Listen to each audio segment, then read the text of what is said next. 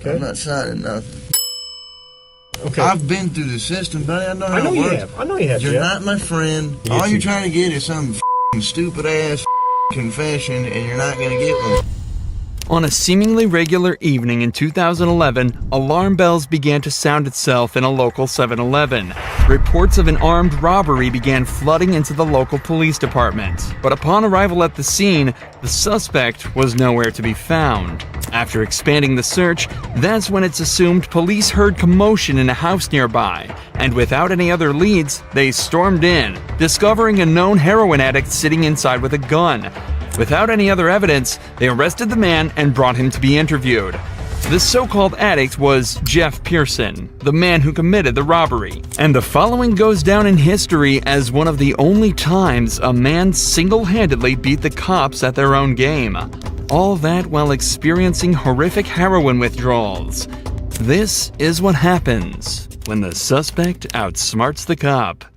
The next 24 hours were captured on police cameras within the interview room, but conversely to most footage similar to this, it was originally uploaded to the suspect's own YouTube channel on the 25th of September 2011. This is the first sign of what makes Jeff a cult figure and a legend within the interrogation community. Jeff was held in police custody for almost an entire day, but all of the footage from the 3 interrogation sessions held barely 15 minutes. Given that robbery and arrest took place within the state of Georgia, the usual minimum sentence would be around 10 years imprisonment, ranging up to a maximum of life without parole. But it would transpire that Jeff wouldn't end up doing a minute of this time.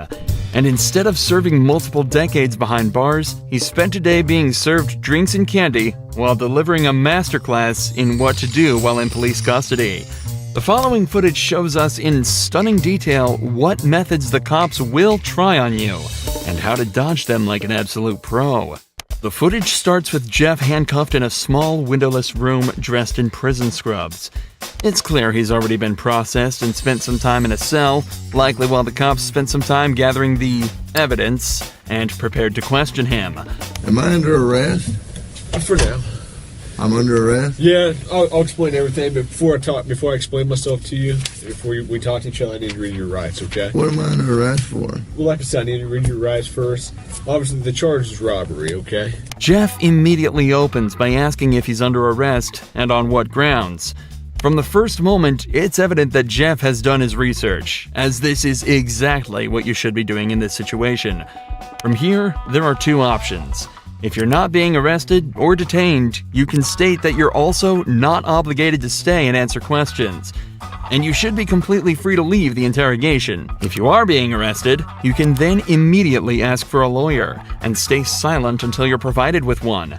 These options give you the best chance of stopping the police in their tracks and allow you to create the best defense possible. What's amusing is that when you're being arrested in America, the officer is actually legally obligated to remind you of this. Take a listen to the Miranda warning that this detective reads out to Jeff.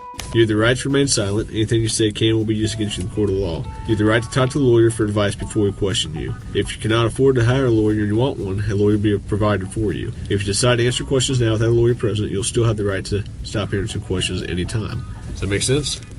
You've probably heard these before, haven't you? These 3 points are incredibly important and are often overlooked by the average citizen due to the panic of being arrested in the first place.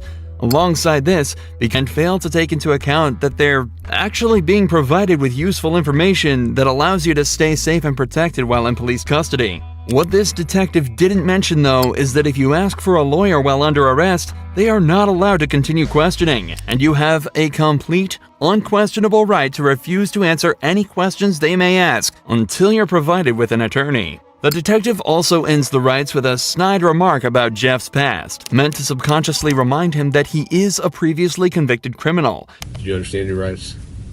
Do you understand your rights, Jeff? Yes or no? You understand? We're getting paid more than you are, so we can sit here for a long time, man. I just need you to answer me yes or no. Do you understand your rights? Let's get through that question. Do you understand what I read you? Do you comprehend what I read you? Jeff has been explicitly told he has the right to remain silent, so that's exactly what he's deciding to do. Right here, the leading detective leans back in his chair. This was meant to show that he's unconcerned with Jeff's silence, and that he can stay there as long as necessary. But body language like this usually indicates some form of unrest. It's clear that the detective knows that this is gonna be a tricky few hours for them. If you got something that says you didn't do this robbery, this is your chance to talk to us. Okay, good cop. No, usually I'm the prick. You look like the prick. I am. If it's dominance we're talking about, Jeff just took everything the cops had and dumped it in that garbage can. I'm not asking if you want to talk to me at this point. I just wanted to understand what I read to you. So am I under arrest? Yes, you're under arrest. Get me back to the cell. I don't talk to you motherfuckers. Okay, fair enough. In this first round of interrogation, Jeff exhibited exactly the correct behavior given his current circumstances. He knows the cops have nothing on him. They wouldn't be there talking to him in the first place if they did, so he stays silent. And so it's off back to his cell he goes. But 2 hours later, he's brought back to the same room for round 2. You wanted a Coke? Yeah. You gonna be able to pop it open, or you need me to? I need methadone. You need methadone? Yeah, you guys can get me that methadone or what? I don't have any. Do you have a medication for it, or a prescription for it? Or? No. What do you need methadone for? Because I'm a fucking junkie and you guys, I can't get no methadone. I'm going to go through withdrawal here in a minute. A can of soda is all Jeff requested before he returned to the interrogation room. But he immediately mentions the withdrawals that he's likely already starting to feel. However, methadone, the drug Jeff asked for at the start of this conversation, can be used to significantly reduce the effects of the withdrawal. It can even reduce the cravings he's also probably been experiencing for the entire time he's been in police custody. How long you been using heroin? Long time, buddy. 10 years? 15 years? I hardly been alive that long. What are you trying to talk to me about here? Talk to you about what happened last night. Look, here's the deal. Either you're in a bad set of circumstances, or you went and committed an armed robbery last night. Yeah, right? I'm in a shitty, wrong place at the wrong time, obviously. I didn't commit no fucking armed robbery. All right, then let's talk about this. Let's I not don't keep up the talk act. to the police, man. Jeff is clearly through with the personal talk and wants to get back to the matter at hand. In his eyes, he's been arrested for something he didn't do and wants to get out of there as quickly as possible.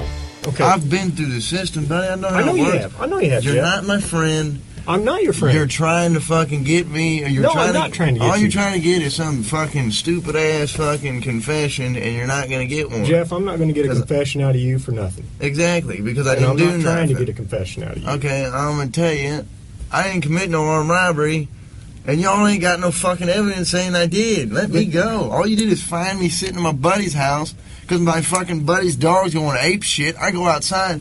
There are cops everywhere, and they spotlight me. They say, "Come here." I say, "What's up?"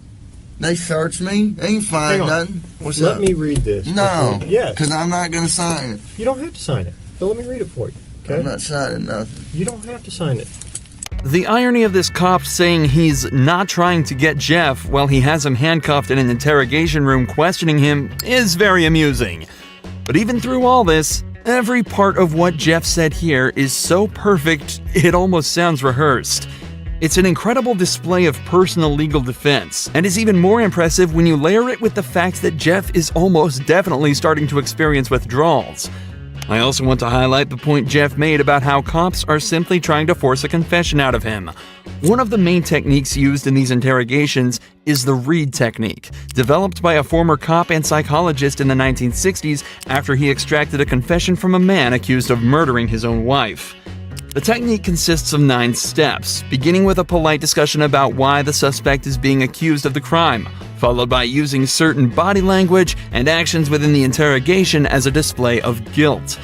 The method ends with offering the suspect 2 alternative statements they can agree with, one of which is slightly more acceptable than the other, but whichever is chosen admits guilt and is counted as a confession. This method forces the suspect into a corner and is exceedingly good at extracting false confessions from innocent suspects. In fact, the original case that technique was formed around fell apart after discovering that the man, in fact, did not kill his wife and was tricked into giving a false confession. Absolutely next level gaslighting. Tell me what happened last night. Plain and simple. Your side of the story. I'm not talking to you. I'm a lawyer. All right. This is what I don't understand. I know, but this is what I don't understand, Jeff. You were sitting there talking just like you were ready to sit here and tell me what happened last night, and then all of a sudden I read that to you, and you screw it, I ain't talking to you. I want a lawyer. I don't understand that. What changed? Because I told you what. I already told you what happened. You didn't. How didn't I? You didn't tell me what happened last night. How didn't I just tell you what? But now you've handcuffed me, and I can't talk to you because you've asked for an attorney. So okay, that's fine. But I will tell you right now, you're still on a hold for a robbery. I know. I don't know why. I need a fucking lawyer because obviously I didn't do nothing. And obviously you guys know I didn't do nothing because I've been arrested for the same bullshit before and you guys don't interview me this much. So, wham bam, thank you for the coke, put me back in the cell. That's my home. We haven't interviewed you yet. Jeff has now asked for a lawyer and is once again refusing to answer questions. But we're only halfway through this footage, and Jeff's ability to defend himself and completely destroy this cop only gets better from here. Here's what the deal is. I have enough evidence Like what? of the armed robbery, okay? But, you know, if you're saying you didn't do it, you need to give me your side of the story. I didn't do it.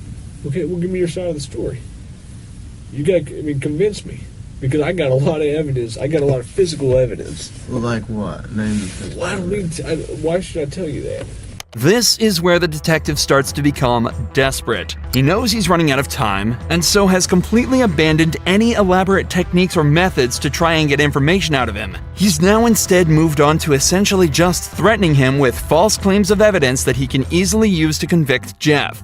If all of this was true, he'd likely be trying to use it to intimidate Jeff into panicking and giving up more information.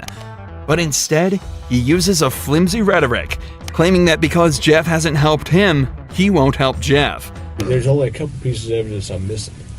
Name them. What's that? Name them. Well, why do I need to do that? You haven't helped me out at all. You give me a little bit, I give you a little bit. We go back and forth.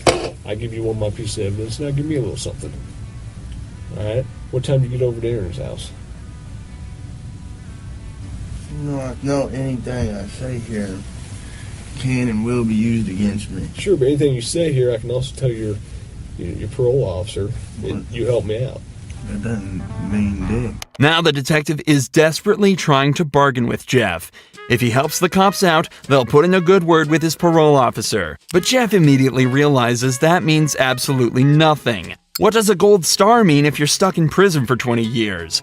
This further enforces the idea that cops have absolutely nothing to convict Jeff with, and also shows that they know they're running out of time. Jeff has asked for a lawyer, yet they're still sitting there questioning him, as if that's not a blatant violation of the rights that they have read to Jeff on 3 separate occasions. They know that if they don't get anything out of him soon, their time will run out, and Jeff is watching the clock closely.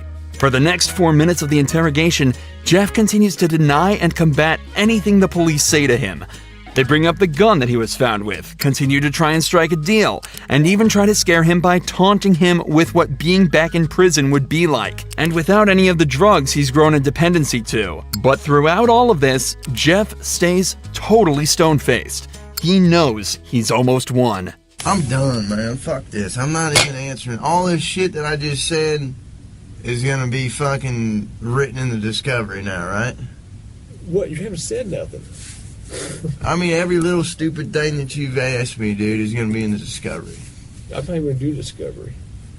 The prosecutor is. Okay. So, you halfway know the system, how things work, and you halfway don't. Am I right? I half-ass know Yeah. that the only reason I came up here is to get a fucking Coke. Okay. And I got it. But now I want a Butterfinger. But that's not going to happen for a while. What, the Butterfinger? Yeah. Why not?